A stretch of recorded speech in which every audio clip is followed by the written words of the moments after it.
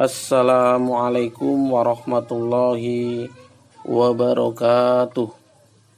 Pada kesempatan kali ini saya Muhammad Jalil akan menjelaskan tentang materi konsep pendidikan yang digagas oleh Ki Hajar Dewantara. Biografi singkat Ki Hajar Dewantara. Dia lahir pada tanggal 2 Mei 1889 ya. Nah, karena lahir tanggal 2 Mei ini ya, kalian pasti ingat ya, setiap tanggal 2 Mei ini diperingati sebagai Hari Pendidikan. Ini berkaitan dengan sumbangsih dari tokoh Ki Hajar Dewantara ini ya, karena Ki Hajar Dewantara ini sangat memiliki jasa terhadap pendidikan di Indonesia, sehingga untuk menghormati ya, untuk mengenang jasa-jasanya, setiap tanggal 2 Mei ini bertepatan dengan hari lahirnya ini di Indonesia sering diadakan hari peringatan pendidikan nasional. Nah, kemudian Ki Hajar Dewantara ini memiliki nama kecil yaitu Suwardi Suryoningrat ya. Kemudian nama ayahnya yaitu Kanjeng Pangeran Haryo Suryoningrat ya, atau cucu dari Sri Pakualam III. Dengan demikian Ki Hajar Dewantara ini masih memiliki darah keraton ya, yakni Keraton Jogja. Meskipun berasal dari atau lahir dari keluarga keraton ya, saya membaca biografinya itu sungguh sangat menakjubkan, karena memang Ki Hajar Dewantara ini tidak kemudian hidup dengan budaya keraton yang begitu mewah ya. Justru Ki Hajar Dewantara dia hidup dengan sangat sederhana ya, sangat merakyat begitu ya. Itu terbukti dengan teman-teman mainnya itu adalah rakyat biasa waktu itu. Kemudian Ki Hajar Dewantara ini sekolah di ILS, yaitu salah satu sekolah rendah Belanda begitu ya. Kemudian juga pernah mengenyam pendidikan di Stovia. Nah, Stovia ini salah satu sekolah dokter ya, sekolah dokter Jawa waktu itu yang berpusat di Jakarta ya. Namun dia tidak sampai selesai ya. Ini karena alasannya adalah waktu itu, faktornya adalah biaya waktu itu. Kemudian Ki Hajar Dewantara ini juga sempat membuat yang namanya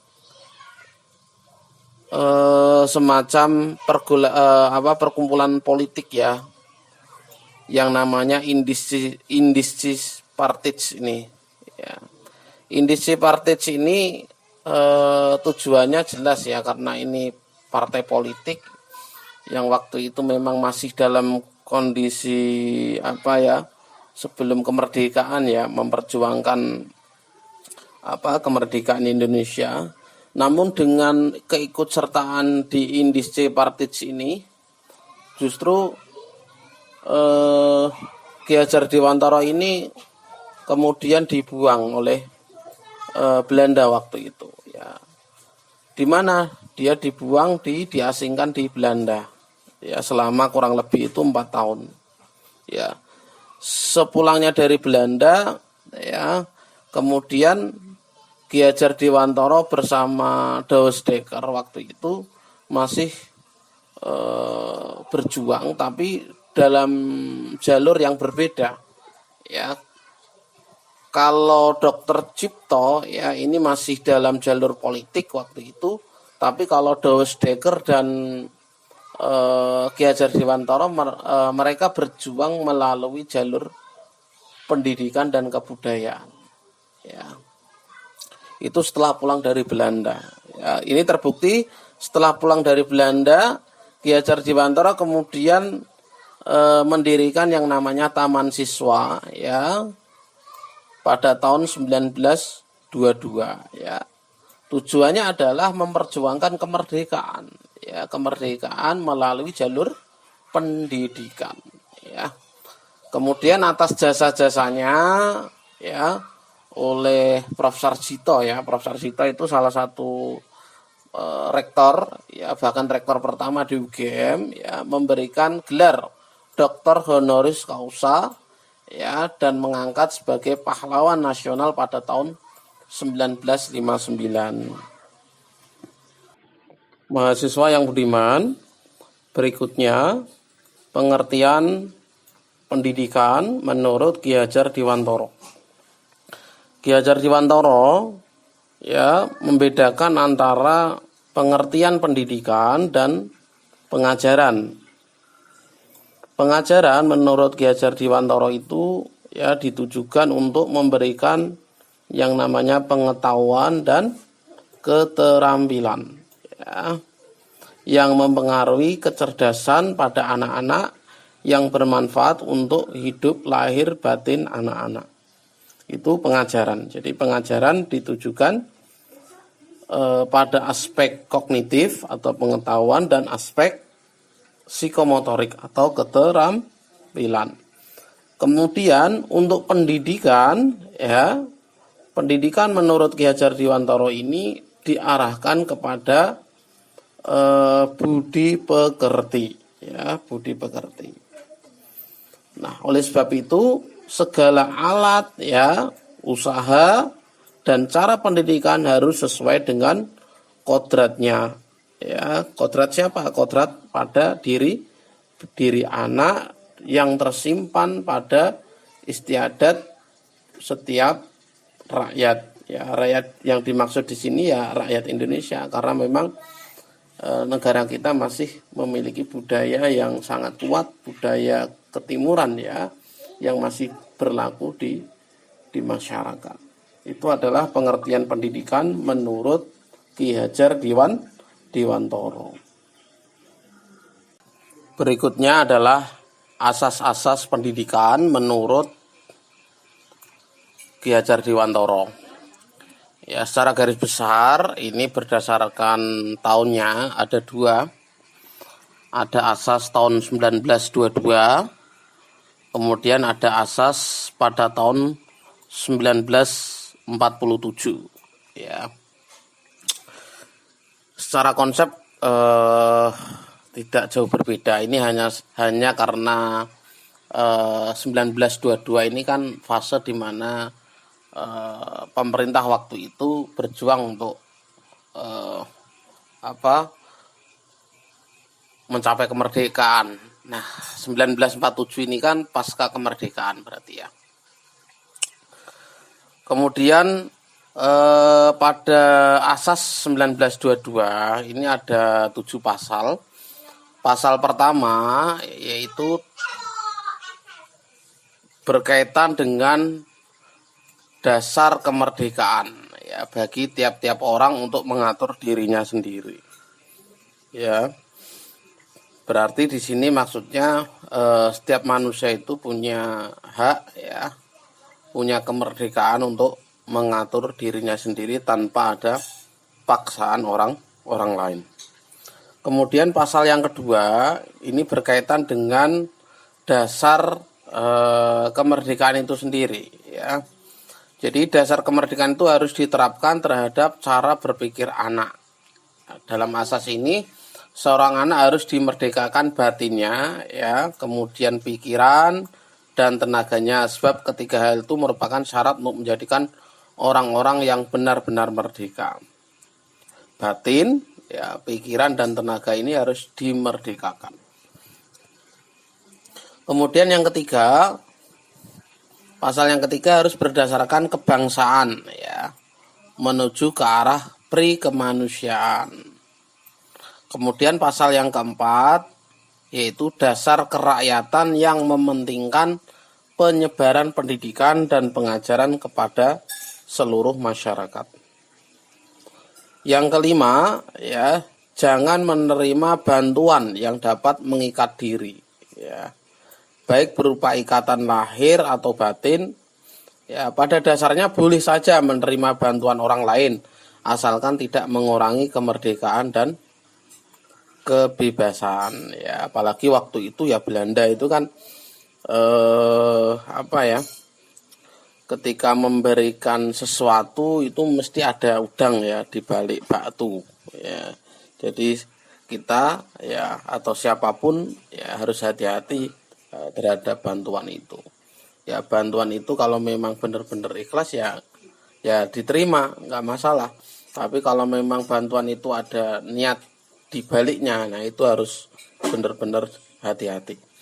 Kemudian yang keenam, ya, keharusan untuk membiayai diri sendiri segala usahanya. Ya, sistem ini ya mutlak ya, syaratnya sangat mutlak dalam mengejar kemerdekaan diri sendiri. Ya, maka dalam istilah Jawa itu ada jerbasuki mawa bio. Ya, jerbasuki mawa bio. Ya, segala sesuatu itu membutuhkan biaya, termasuk untuk pendidikan. Ya.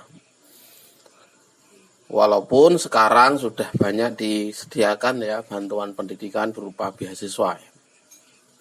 Kemudian yang ketujuh itu dengan keikhlasan ya, kesucian hati mendidik anak-anak dengan sistem among. Ya. Sistem among itu sistem yang berasal dari bahasa Jawa ya, ngemong dan momong. Nah, kemudian asas yang kedua yaitu asas 1947 ini memiliki dasar yaitu kebangsaan ya, kemudian kebudayaan ya. Ini karena memang latar belakang dari Ki Hajar Dewantara ini memang dekat dan erat dengan budaya ya. Bahkan dia itu salah satu tokoh nasional yang suka dengan pewayangan ya, tokoh-tokoh pewayangan. Kemudian dasar yang berikutnya adalah kemanusiaan. Ya. Pendidikan itu memanusiakan manusia. Kemudian dasar yang berikutnya yaitu kemerdekaan. Ya. Kemerdekaan. Kemudian yang berikutnya adalah kodrat alam. Ya, kodrat alam. Kodrat alam itu pembawaan manusia sejak lahir. Kemudian jenjang pendidikan taman siswa. Ya. Jadi taman siswa yang didirikan oleh Ki Hajar Dewantara itu sudah berkembang ya, dari tingkat pendidikan TK ini atau disebut taman indria sampai ke perguruan tinggi ya, atau istilahnya adalah taman guru atau sarjana wiyata ya. Kemudian taman siswa juga memiliki jenjang di tingkat SD ya, SD istilahnya adalah taman muda. Kemudian taman siswa juga memiliki jenjang di tingkat SMP yang disebut taman dewasa. Dan yang SMA ya itu adalah taman madya. Kemudian kalau kejuruan namanya taman karya madya. Ya. Kemudian pendidikan sistem among.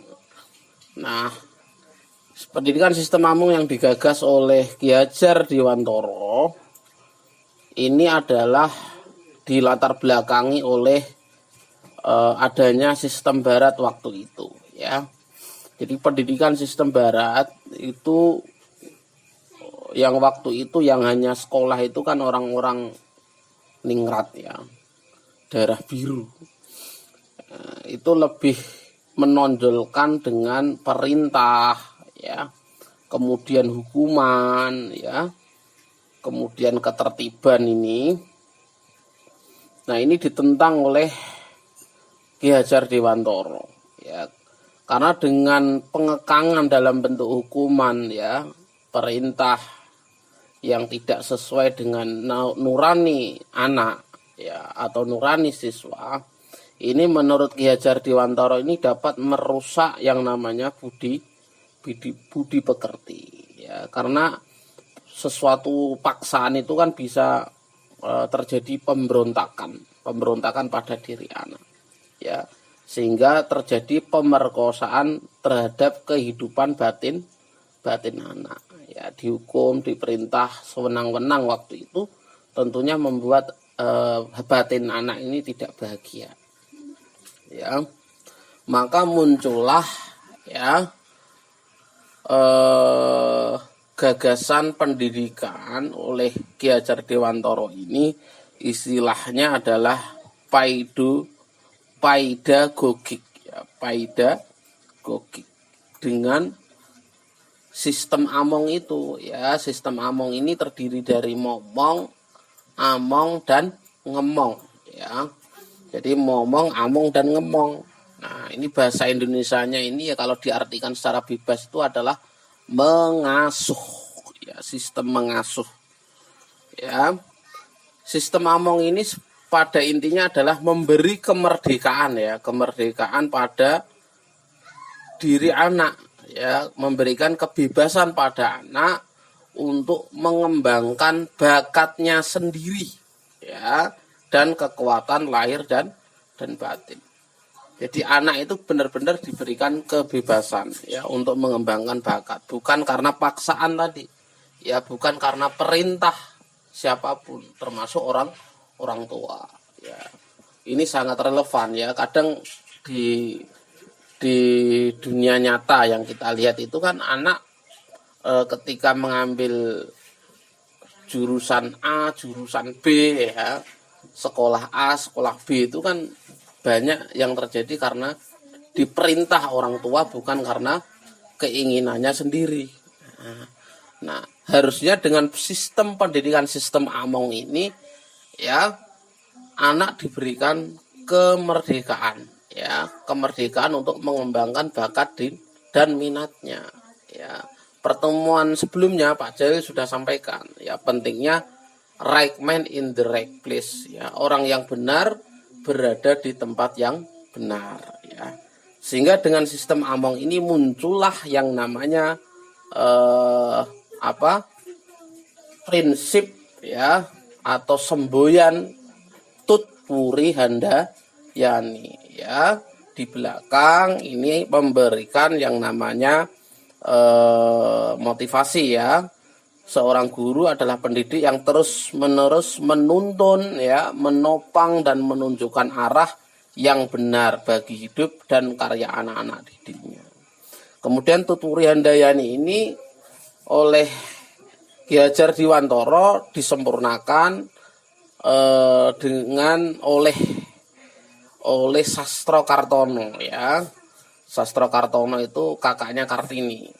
Jadi ing ngarsa sung tulodo, ya, di depan itu memberikan contoh, ya, karena guru itu digugu dan ditiru. Dan yang kedua ini adalah ing madya mangun karso, ya, ini adalah buah hasil pemikiran Sastro Kartono. Dua ini sebenarnya perlu kalian ketahui. Sastro Kartono ini makamnya di Kudus, ya, di Kaliputu, ya.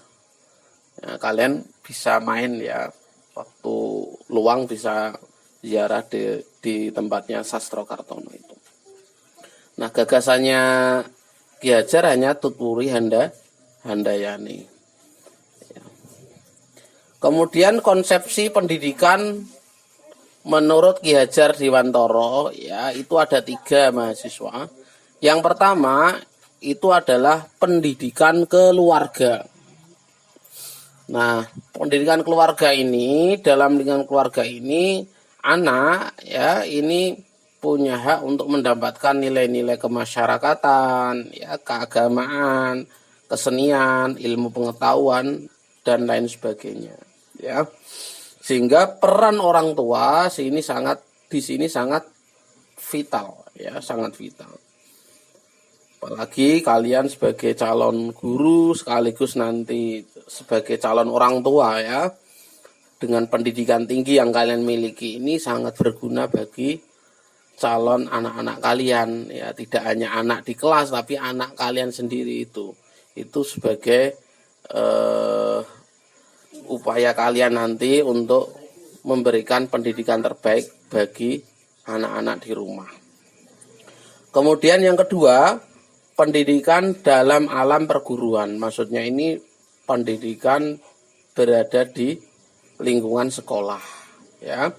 Nah, menurut Ki Hajar Dewantara, pendidikan dalam alam perguruan ini memberikan atau mengupayakan adanya kecerdasan pikiran dan ilmu pengetahuan. Ya. Jadi sekolah itu tempat untuk mengembangkan pikiran dan pengetahuan anak.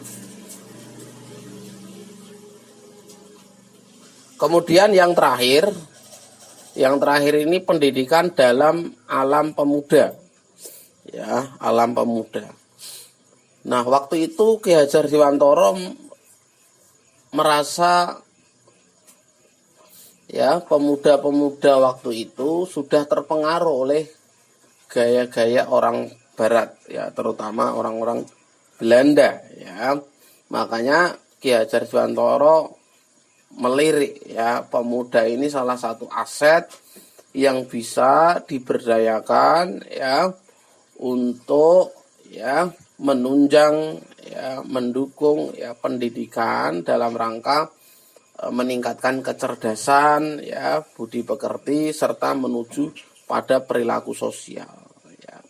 Artinya meskipun ada budaya-budaya dari luar, tetapi kalau sudah dibekali dengan filter yang kuat sesuai nilai-nilai kebudayaan yang ada di Indonesia, begitu, ya, tentunya budaya-budaya yang tidak baik itu bisa disaring. Makanya Ki Hajar Dewantara itu tokoh yang memang dekat dengan budaya, ya, sangat menjunjung nilai-nilai kebudayaan, ya. Terima kasih pertemuan hari ini terkait tentang konsep, ya, pendidikan yang digagas oleh Ki Hajar Dewantara. Mudah-mudahan ada manfaatnya. Kalau ada benar, datangnya dari Allah. Kalau ada salah, datangnya dari Pak Jalil pribadi. Subhanaka Allahumma wa bihamdika asyhadu an la ilaha illa anta astaghfiruka wa atubu ilaik.